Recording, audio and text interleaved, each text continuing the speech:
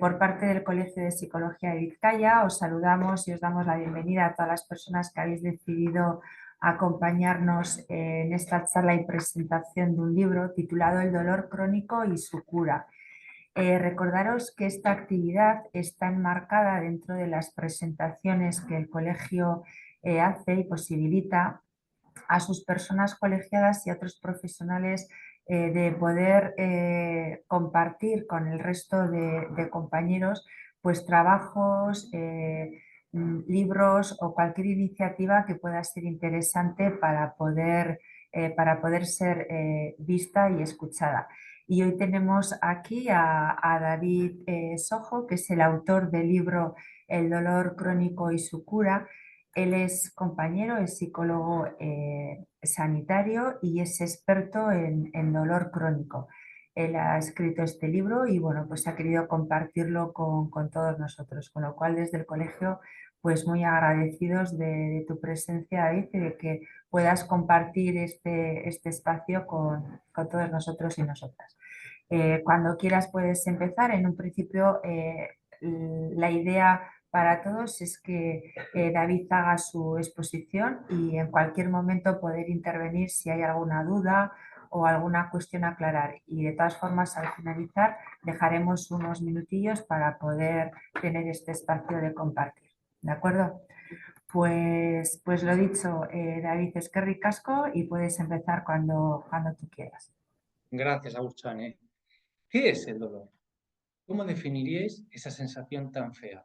Esa sensación que no le gusta a nadie. Esta definición es súper importante porque dependiendo de cómo lo definamos, lo vamos a tratar de forma que se va a convertir en una enfermedad crónica o en un problema superable.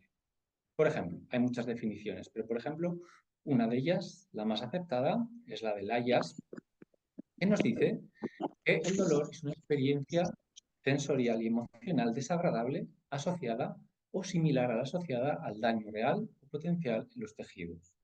Definición que evidentemente está bien, tiene el problema de que es una fotografía estática con las características esenciales del dolor que no nos dice nada sobre cómo funciona. Algo esencial si queremos saber lo que es el dolor exactamente y sobre todo manejarlo. Es por eso que desde la terapia estratégica damos una definición operativa del dolor. Esto es, el dolor es la forma que tiene nuestro organismo de inducirnos a hacer algo para manejar aquello que ha percibido como peligroso. Es decir, si tú, por ejemplo, tocas un regador ardiendo, lo que busca ese dolor es que tú apartes la mano porque ha percibido que ahí se está destruyendo el tejido. Al contrario, si tú te partes un brazo, lo que busca es que tú no lo muevas para que esa lesión pueda sanar. Entonces, esta definición tiene varias implicaciones. La primera de ellas, la más contraintuitiva, es que aunque nosotros sintamos el dolor en los tejidos tienen cero capacidad de doler. Lo que duele es percibe nuestro organismo lo que pasa en esos tejidos. Pensar que el dolor surge de los tejidos sería como pensar que el miedo que da un tigre es algo que brota del tigre mismo. ¿Mm? Entonces, el dolor no existe en lo absoluto, como algo que pueda brotar de un gen, una proteína, una neurona o una herida. El dolor siempre va unido a una percepción sin la cual no puede existir. El dolor es una respuesta cargada de valoración, no de daño físico. De la misma forma que sentir miedo no equivale a un peligro real, sentir dolor no equivale a un daño en los tejidos. La literatura está llena de ejemplos de heridas graves que deberían doler y de no heridas que duelen. Entonces, aquí la palabra clave es percepción. ¿Qué es percibir? Percibir es un proceso psicológico a través del cual el organismo da un significado a un evento interno o externo. Percibir no es un proceso cerebral. Tener un cerebro permite, entre otras muchas cosas, percibir, pero el cerebro no percibe por sí mismo. Pensar que el cerebro percibe es lo mismo que pensar que una guitarra suena sola sin que nadie la toque. Percibir es posible solo en la medida en que los organismos se mueven. porque nosotros percibimos por diferencia, ¿no? Si yo, por ejemplo, quiero percibir la rugosidad de esta mesa, tengo una mesa aquí, yo pongo el dedo, entonces si yo lo pongo estático encima de la mesa, percibo la rugosidad de esta mesa, ¿no? ¿Qué tengo que hacer? Mover el dedo. Si yo no muevo el dedo, si no hay movimiento, si no hay comportamiento, no hay percepción posible. ¿Cuál es el tema? El tema es que vivimos en una era biológica, a la que a todo problema se le presupone un sustrato bioquímico o anatómico, ¿no? Estamos, por ejemplo, de lleno estudiando las neuronas para tratar de comprender y superar el dolor. Sin embargo, estudiar las neuronas para superar el dolor es lo mismo que estudiar las fibras musculares para aprender a bailar. ¿Están las fibras musculares implicadas en el baile? Por supuesto. ¿Son las fibras musculares la causa del baile? Es otra historia. Butler, un investigador australiano, demuestra que las zonas cerebrales activadas en una experiencia de dolor en una misma persona ante un mismo estímulo doloroso ni siquiera son siempre las mismas, van cambiando. Y es que no hay ningún patrón de conexión entre aquello que pasa en el sistema nervioso y aquello que siente la persona porque son niveles epistemológicos distintos. Entonces, una activación nerviosa puede dar lugar a diferentes sensaciones y la misma sensación puede estar asociada a diferentes activaciones nerviosas. Pero claro, como decíamos, volvemos un poco a lo mismo, que la medicina, el modelo prevalente en las ciencias de la salud hoy, está basado en este dualismo psicofísico. Hay una mente por ahí, en algún lado, no se sabe dónde, conectada al cuerpo, no se sabe cómo, de forma que si yo controlo el cuerpo, sistema nervioso en este caso, puedo controlar aquello que siente la persona. Esto es ciencia ficción. Primero, porque la mente no existe. Lo que existen son los procesos mentales. La mente, el alma 2.0, es un invento de Platón. Platón en su día tenía un problema. Él quería acceder a un saber universal, válido y necesario. Y en estas se da cuenta de que la información que proviene del cuerpo nos engaña. Él dice, si yo pregunto a las personas que están en una sala qué temperatura hay, cada una me va a decir desde esa información, yo no puedo llegar a este saber universal, válido y necesario. Entonces, propone acceder a este tipo de saber mediante la abstracción. Abstraer quiere decir dejar fuera. Deja fuera el cuerpo para proceder por cálculos, números, medidas, pesos. Y al órgano para hacer esto le llama alma. Pero se lo inventa por una necesidad metodológica, no porque realmente la haya encontrado y el alma exista. El tema fue que años después apareció el astuto y cultísimo San Agustín, un personaje muy interesante, le roba ese concepto, le saca del contexto de conocimiento donde lo ha creado Platón y lo pone en un contexto de salvación y crea una teología para el cristianismo. Por diferentes razones, el cristianismo se difunde por todo el mundo y todos aceptamos acríticamente que somos cuerpo y alma. Tanto que en el siglo XVII el mismo Descartes construye la medicina moderna, nos saca de la hipocrática, de lo moral, construye el método científico y la medicina moderna basándose en este dualismo, extensa que le iba a llamar él. Un éxito total para las ciencias naturales, un completo fracaso para las ciencias psicológicas. Todo esto para deciros que la relación fundamental de toda persona no es cerebro-mente, es persona-mundo.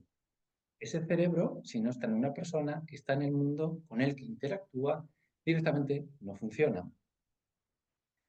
Paul Watzlawick decía que con frecuencia la clave para entender un fenómeno está en ampliar el contexto en el que desarrolla dicho fenómeno.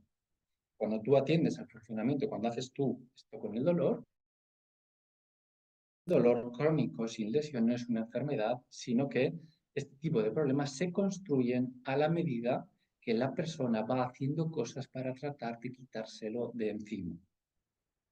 Oscar Wilde decía que el camino al infierno está pedrado de buenas intenciones. Y el tema es que las falsas alarmas, sentir, por ejemplo, dolor o miedo en ausencia de un peligro real, son normales. Le pasa prácticamente a todo el mundo. Eso es una dificultad que se va a convertir en un problema dependiendo de lo que haga la persona para manejar esa dificultad, que es lo que desde la terapia estratégica se conoce como la solución intentada. Aquello que la persona o personas de alrededor hacen para tratar de solucionar el problema que lejos de solucionarlo cada vez lo empeora más. En el caso del dolor, normalmente tienen que ver con pedir ayuda, tratar de controlar y evitar. Así se construyen los trastornos de dolor crónico sin lesión. Es que si bien el dolor agudo tiene una causa, como os decía, una percepción, el dolor crónico no tiene una causa, tiene una dinámica de comportamiento que alimenta la percepción, que da lugar a la activación nerviosa, que da lugar al dolor. Las cosas son mucho más complejas que quedarse mirando la biología, porque cuando tú expandes, ¿no? Muchas de las cosas que pasan en un cuerpo humano solo se pueden tener en cuenta si tenemos en cuenta que ese cuerpo está en un mundo. Hoy, por ejemplo, sabemos, ¿no?, que muchas de las respuestas que da nuestro organismo tienen que ver con la luz del día. Entonces, cuando tú agrandas ese contexto, te das cuenta, por ejemplo, una de las mejores formas de saber si una persona está sana es simplemente mirar cómo se relaciona con el mundo. Porque cuando una persona está sana, se olvida absolutamente de su cuerpo y vive al mundo, a hobbies, trabajo, familia, pero en el momento que le duele algo, rompe con el mundo y empieza a vivir alrededor de esa zona del cuerpo que le duele. Entonces, origen de todo dolor, una percepción. Origen de toda percepción, el comportamiento. Y la variable que en mayor medida determina ese comportamiento es la personalidad. Hipócrates decía que no es tan importante qué enfermedad tiene la persona, sino qué persona tiene la enfermedad. Pero no es una relación causal, causa-efecto. Marca una tendencia, una probabilidad. Dependiendo de cómo sea yo, tendré más o menos probabilidades de embuclarme en una dinámica con una falsa alarma o con un dolor puntual. Entonces, el dolor que sentimos hoy día es el mismo que sentían hace 2000 años cuando los trastornos crónicos de dolor incapacitantes eran raros. Esto se convierte en un problema a partir del siglo pasado, sobre todo después de la Segunda Guerra Mundial, cuando se asienta la visión biológica del dolor. El dolor se empieza a ver como una enfermedad y se olvida que es un mecanismo de defensa. Entonces, cuando ampliamos ese contexto, algo que en la psicología, ni la psicología, ni la medicina hasta ahora han hecho, hay muchos conceptos que cambian, porque la medicina estaba centrada en la biología y la psicología estaba centrada en los traumas, en la somatización, en el pasado, en la mente, pero ninguno había abierto este contexto para darse cuenta que lo que determina lo que pasa dentro es lo que pasa afuera. Entonces, hay muchos mitos. Por ejemplo, hay veces que nos hablan del umbral del dolor, ¿no? Supuestamente la capacidad que tiene una persona, ¿no?, de soportar ese dolor. Parece que el dolor es una cosa que viene de fuera y dependiendo del día que tengo yo, de mi fortaleza, lo aguanto mejor o peor. Esto es tan absurdo como hablar de umbral de miedo, ¿no? El miedo que una persona es capaz de soportar. En todo caso, podríamos hablar de un umbral de amenaza a partir del cual el organismo responde con dolor, pero no hay ningún umbral de dolor propiamente. Otras veces, por ejemplo, nos hablan de la percepción del dolor. El dolor no se puede percibir, el dolor se siente. Sentir quiere decir experimentar sin posibilidad de modulación. Yo cuando siento dolor lo siento, punto. Percibir quiere decir interpretar, dar un significado. Entonces el dolor no se puede percibir. Otro de los mitos, por ejemplo, que tenemos es el del efecto placebo. Si en alguna cosa se ha demostrado el efecto placebo, es en el dolor. Entonces, entendemos por efecto placebo aquellos efectos beneficiosos que provoca una intervención que, según lo que nosotros conocemos de la intervención y de la propia enfermedad, no deberían de darse. Entonces, ¿dónde está el misterio? El misterio está en que el efecto placebo nunca se da sobre la propia enfermedad, sino sobre los mecanismos de defensa que pone en marcha el organismo para hacer frente, que dependen de una percepción, pero que con frecuencia son confundidos como parte de la enfermedad. Por ejemplo, el dolor, la fiebre, las náuseas, no forman parte de la enfermedad, forman parte del repertorio de defensa que tiene el cuerpo para hacer frente a la enfermedad. Entonces, un remedio del tipo que sea puede cambiar esa percepción, cómo el organismo está viendo lo que pasa, atenuando la respuesta, efecto placebo, pero también agravándola, efecto nocebo. Entonces, No hay ningún misterio. Volvemos otra vez a la palabra clave, que es la percepción. Entonces, tenemos que ir redefiniendo todas estas cosas para llegar a un tratamiento eficaz. El tratamiento para el dolor crónico sin lesión, en esencia, es muy sencillo. Lo primero que tenemos que hacer es descartar que haya una lesión. Si hay una lesión, hay que intervenir para curar, como corresponda. Cirugía, fármacos, fisioterapia y, teóricamente, si curamos, el dolor debería de desaparecer. Si no hay una lesión, tenemos que intervenir para cambiar una percepción. El organismo está respondiendo con dolor cuando no hay ningún daño. Entonces, es una intervención totalmente diferente. ¿Cuál es el problema? Que cuando no se encuentra nada que curar, se sigue interviniendo para curar, haciendo que esa percepción se cronifique sin remedio.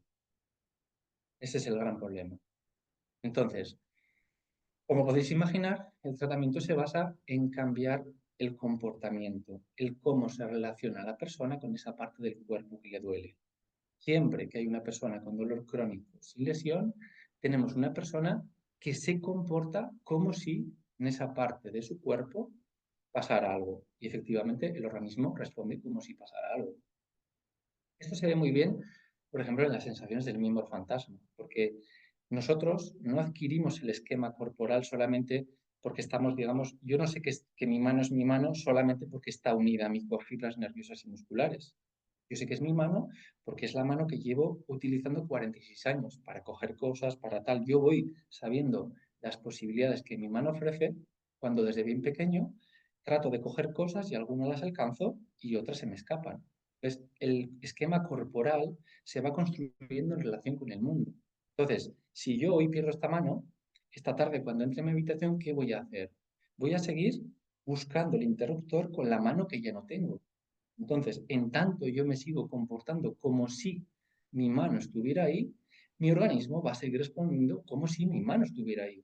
Y voy a seguir teniendo sensaciones, no solo dolor. Entonces, lo que determina lo que pasa dentro está determinado por lo que pasa fuera. Entonces, vamos a hablar un poquito de lo que sería en términos generales el tratamiento. Entonces, el tratamiento básicamente empieza con unas nociones de lo que es el dolor y cómo funciona. Es lo que estamos haciendo aquí básicamente, porque la persona tiene que saber que no tiene ninguna enfermedad y que tiene un mecanismo de defensa con el que ha establecido una dinámica. Entonces, si la persona sigue en modo esperando no ese fármaco, ese especialista que le cure, está condenada. Entonces, tiene que tener primero unas nociones de lo que es el dolor. Segundo, pasamos a ver cuáles son las soluciones intentadas. Aquello que hace la persona para tratar de solucionar el dolor, que lejos de solucionarlo, cada día se lo empeora más. Entonces, pueden ser desde ponerse hielo, darse masajes, hacer estiramientos, fortalecer, meterse en una habitación a oscuras. Entonces, todo cosas, o sea, la lógica es, si te comportas como un enfermo, tu organismo va a responder como un enfermo. Y en esto hay una pregunta que yo siempre hago, es como, la persona tiene que ir construyendo esa realidad. Entonces, el preguntar, ¿cómo te comportarías si ya no tuvieras dolor? Eso hace que, por un lado, deje de comportarse como una enferma y, por el otro, que vuelva a lo que decíamos, ¿no? Esa relación natural de persona al mundo. Cuando una persona está sana, se olvida de su organismo y va al mundo. Básicamente sería esto, pero luego esto pues, se puede complicar bastante, ¿no? Porque puede haber pues un trastorno fóbico detrás, puede haber un trastorno obsesivo, puede haber un sistema perceptivo paranoico en el sentido de la certeza que tiene la persona de tener una enfermedad. Luego también la intervención tenemos que adaptarla un poquito al tipo de personalidad que decíamos antes. Así como, por ejemplo, los migrañosos y los que tienen dolor de espalda tienden a ser obsesivos, necesitan una relación mucho más técnica en el que vean que la persona que tienen delante sabe de lo que habla. Por ejemplo, en la fibromialgia hay un tipo de personalidad más neurótico. Hay mucha emocionalidad y esa persona tienes que ir jugando un poco, ¿no? Con la ambivalencia. Otras personas, por ejemplo, en la sensibilidad química son más fóbicas y necesitan a nivel de relación un poco más de acogerles. Entonces, básicamente, estos serían los tratamientos y los típicos, ¿no? Fibromialgia, migraña, tal, a las que se les ha puesto un nombre. Pero al final, las zonas del cuerpo con las que una persona puede establecer este tipo de dinámica son todas. Desde el pie hasta la vagina, hasta el pene, hasta el hombro. Y básicamente es lo mismo. Donde hay una persona, como os decía, con dolor crónico, hay una persona que vive alrededor de una zona del cuerpo que le duele. Y cuantas más cosas hace por curarse, más probable es que le duela. Entonces, como veis, cuando ampliamos el foco, los psicólogos tenemos mucho que decir en el tratamiento de dolor crónico sin lesión. Lo que pasa que no se nos considera porque hasta ahora nadie ha ampliado ese foco. Pero eh, si os decía, ¿no?, que esto empieza a ser un problema desde el siglo pasado, pensad que a día de hoy más o menos el 20-25% de la población tiene dolor crónico. Pensad que desde el año 2000 hasta ahora las han aumentado un 20%. Pensad que la Universidad de Sydney dice que para el 2050 habrá en el mundo más de 800 millones de personas con dolor crónico de espalda incapacitante, lo que supone un 32% más de lo que tenemos hoy día. Entonces, tenemos un gran problema que la medicina, desde su enfoque, no está sabiendo solucionar y un problema que va a ir a peor. Entonces, resumiendo, los psicólogos tenemos mucho que decir en el dolor porque si bien la capacidad de sentir dolor es biológica, no hay duda, tanto lo que la pone en marcha como lo que la cronifica depende de eventos que suceden fuera del sistema nervioso. Y los psicólogos podemos idear tratamientos que no cronifiquen, como está pasando, que no conviertan el dolor en una enfermedad crónica, sino en un problema superable. Muchas gracias. Ya estaría, y si queréis hacer alguna pregunta o alguna cosa, podéis preguntar lo que queráis.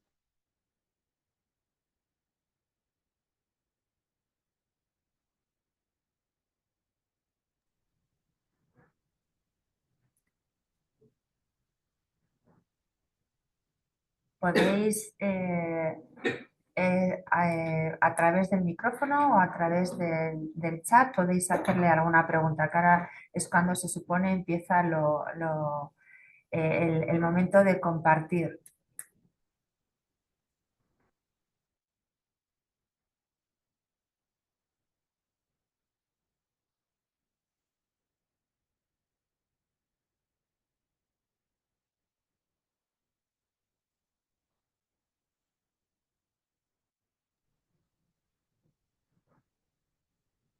¿Alguna cuestión? Laura nos dice que ha sido muy interesante. Gracias, Laura. Muy bien.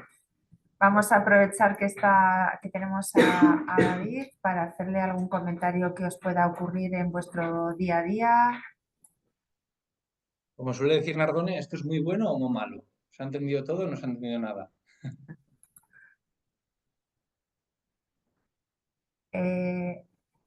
Ainhoa, sí. Hola David. Hola, Ainhoa. Preguntarte si me dices que estás tratando fibromialgia a través del modelo y qué resultado estás obteniendo. Pues la verdad que tengo algunos, pero no es una de las cosas que más trate porque me centré más, así como al principio empecé con fibromialgia, me di cuenta que la migraña era más fácil de solucionar y fue una cuestión meramente metodológica, pues porque claro, si te duele todo el cuerpo, ahí es diferente, ¿no? Y lo que te digo, a nivel de personalidad es un cuadro mucho más complejo porque en la fibromialgia hay una personalidad como normalmente, tendencialmente neurótica. Eso quiere decir que hay muchísima emocionalidad en la fibromialgia. Todo es, ¿no? Todo es desproporcionado, el dolor es desproporcionado, las emociones son desproporcionadas. Entonces, requiere por una parte lo que hemos dicho que sería lo mismo, ¿no? Soluciones intentadas, tratar de que la persona entienda lo que es el dolor, pero luego hay un tratamiento enfocado a ayudar a la persona a manejar todas esas emociones y es la parte más complicada. Y sí que tengo algunos pacientes y algunas que han mejorado, pero sí que te diría que eso, así como en la migraña, sí que hemos avanzado mucho más, ahí está un poco renqueando. Vale. Y bueno, decir que yo sí que he puesto en práctica tu protocolo de migraña y que funciona.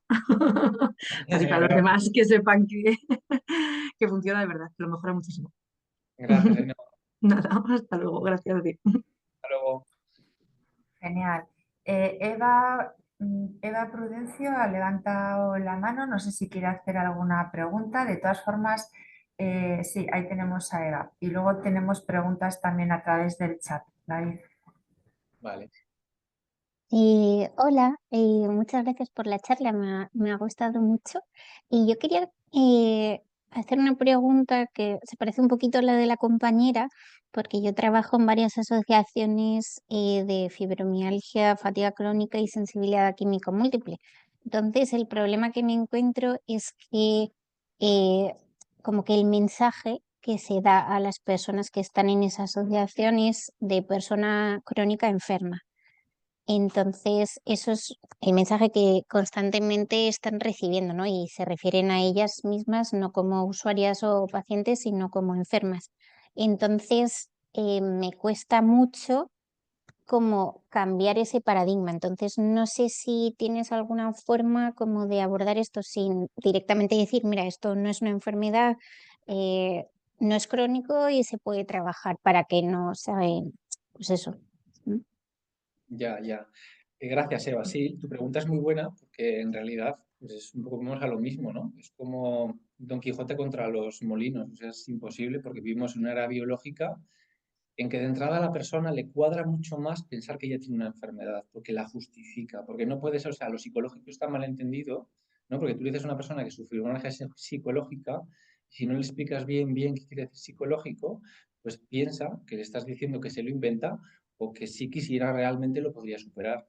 Entonces, requiere un trabajo muy importante y si tú trabajas con pacientes directamente, la única manera es ponerte con ellos y decirles, mira, aquí hay esto.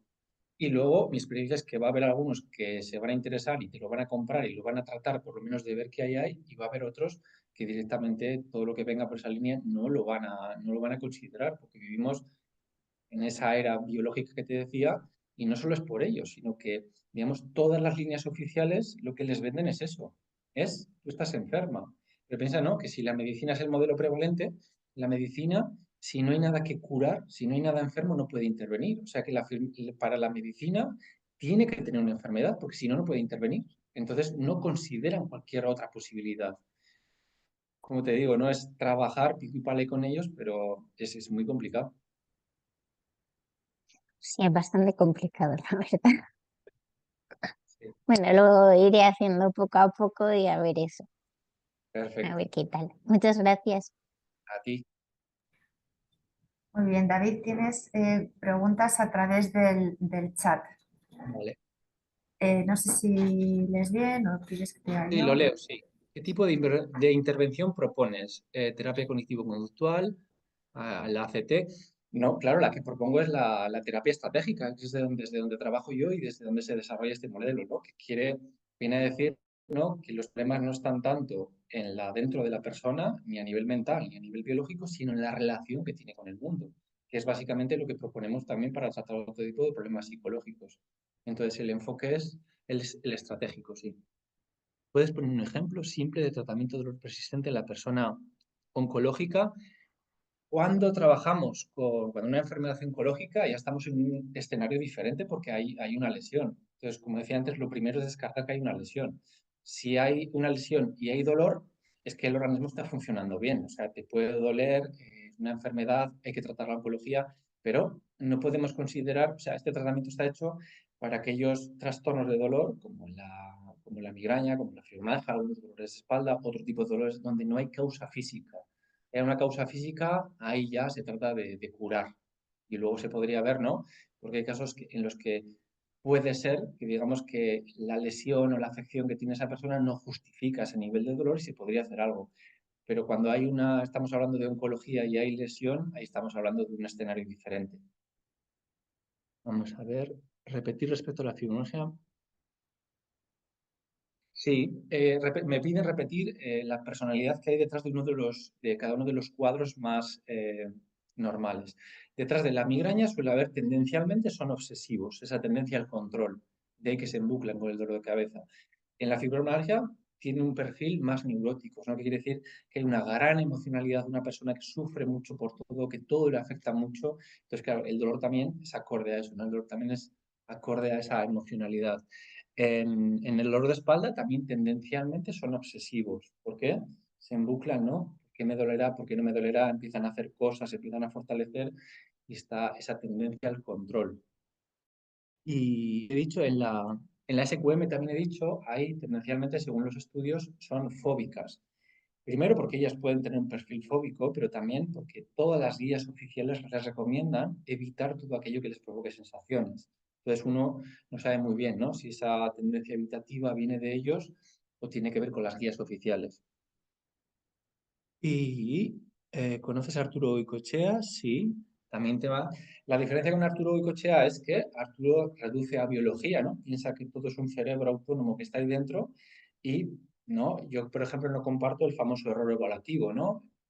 Arturo considera que hay, digamos, hay un cerebro ahí dentro que como si fuera un duende que maneja todo el cuerpo, pero eso no es así, ¿no? Ese cerebro no hay un error evolutivo, hay una persona comportándose de forma que alimenta ese error y el error nunca es evaluativo, no podemos hablar de error. Entonces sí, yo comparto muchas de las cosas de Arturo, pero no desde esa biología. Creo que hay que dejar atrás la biología y centrarse en el comportamiento, que es el motor de la biología. ¿Eh? Me dicen por aquí que la terapia cognitivo-conductual tiene buenos resultados. Sí, perfecto. No, yo no digo que no los tenga, pero desde este enfoque está desarrollado desde la terapia estratégica. Hipnosis. Para mí, hipnosis no es lo que más recomiendo para tratar el dolor, porque para mí lo que hemos visto que funciona es que la persona vuelva otra vez a engancharse al mundo, o sea, que salga de esa, ¿no? La persona tiene una dinámica en una parte del mundo. Y, por ejemplo, también pasa con la meditación, pasa con mindfulness, que son técnicas con las que tenemos un gran problema hoy porque no son técnicas que fueron diseñadas ni validadas para tratar problemas clínicos o dolor crónico. Entonces, se recomienda para todo como si valiera para todo, pero eso lo que hace todavía, clavar todavía esa dinámica mucho más en la persona. Entonces, yo no lo recomiendo para nada. Eh, no hay más preguntas. Si quieres preguntar algo más.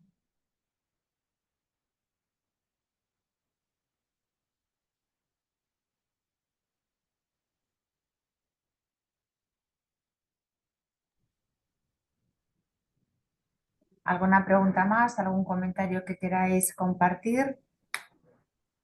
Sayoa. David, Sí. sí. Hola, sí, buenas tardes. Perdonadme que es que voy en el coche, pero no quería perderme esta charla de David. Bueno, yo creo que en algún momento también he contactado con David y estoy pendiente un poco, pues eso, de dar ese último paso por nuestra hija. Nosotros tenemos una hija de 12 años diagnosticada de cefalea mixta y bueno, pues en 1 año y medio pasó de estar, en fin, estupendamente normal, haciendo su vida normal, deporte normal, incluso compitiendo y demás con deporte, a tener pues 6 o 7 síntomas a la vez, desde fatiga, cansancio, dolores de estómago, migrañas, cefaleas, en fin, bueno, hemos estado un montón de médicos, está diagnosticada de celiaquía y con triptizoles durante 8 meses. Y bueno, ahora está en un momento en el que está mucho, mucho mejor, o sea, es casi ella, excepto que es verdad que se ha cronificado ya no la migraña, sino esa cefalea. Y es una cefalea además muy asociada al calor, o sea, al calor. En el momento en el que el cuerpo nota calor, va a hacer algo de deporte, algo de ejercicio, hace calor en casa, ya empieza a dolerle la cabeza, con lo cual no puede hacer una vida como la hace el resto de la gente, que no tiene que estar pendiente de esa sensación. Y por eso hemos llegado un poco a esa conclusión de que está subcronificado, porque realmente ya no tiene ningún motivo ni nada físico para que le duela la cabeza por ese motivo. Entonces, bueno, quería preguntarte, pues eso, ¿cómo abordarías este caso? Y en fin, un poco lo que piensas de esto. Perfecto, Sayoa. Primero te diría que las clasificaciones, esa diferenciación que haces, ¿no?, entre cefalea y migraña no tiene mucho sentido, ¿no? Porque no hay ningún criterio para establecer todo ese tipo de cosas, pero la cosa es que le duele la cabeza y le duele en determinados momentos, porque me has dicho, ¿no? Entonces, Sí. el problema no es, da igual, digamos, el desencadenante, da igual que sea cuando hace calor, porque ahí estaremos, digamos, hay una percepción que al organismo le parece que cuando hace calor tiene que encender ese mecanismo, entonces ahí nunca puedes adelantarte a que tu organismo, es como decir, ¿cómo te adelantas tú a cuándo vas a sentir miedo? Eso no puedes hacer.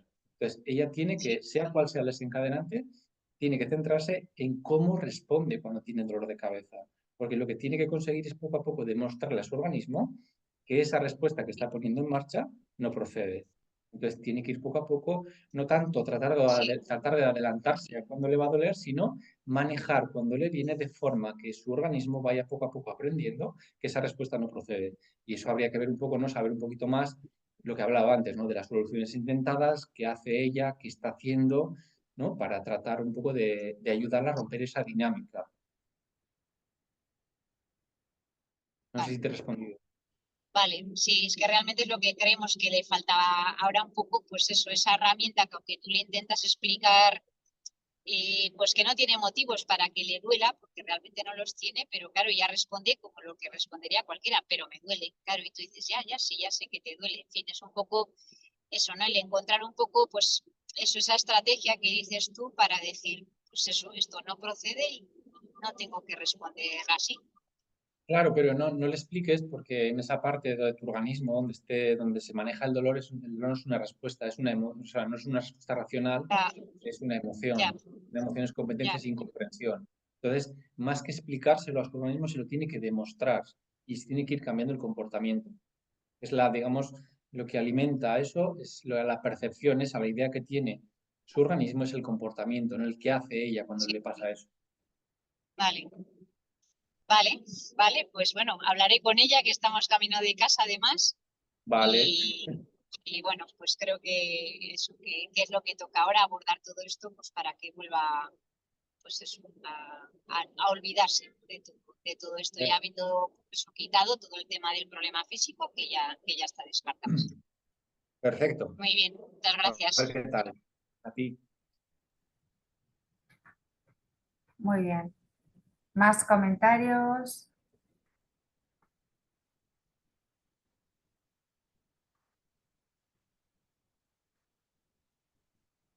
¿Alguna duda más?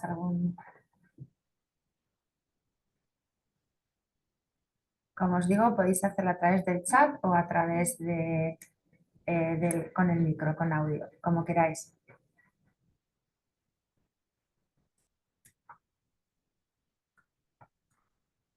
De todas formas, recordaros que esta actividad se está grabando y os mandaremos a todos el enlace para poder acceder al canal YouTube del colegio y poder verla las veces que queráis, incluso compartir este enlace con otras personas que puedan verlo o escucharlo. Bueno, pues si no hay ningún comentario más, ni ninguna duda más, lo podemos dejar aquí. David, gracias de nuevo por haber estado con todos nosotros y con todas nosotras y por haber compartido pues, tu experiencia y tu sabiduría, como no. Pues muy Gracias a bien. vosotros, ¿no? Por brindarme este espacio y a todos los que se han animado a escucharla. Gracias a todos. Muy bien, pues es que ricasco y hasta la próxima. Gracias a todos y a todas.